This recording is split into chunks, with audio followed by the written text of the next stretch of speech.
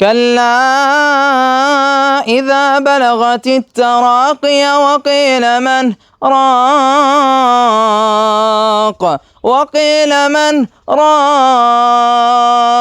وظن أنه الفراق والتفت الساق بالساق إلى ربك يومئذ المساق فلا صدق ولا صلى ولكن كذب وتولى ثم ذهب إلى أهله يتمطى أولى لك فأولى ثم أولى لك فأولى أيحسب الإنسان أن يترك سدى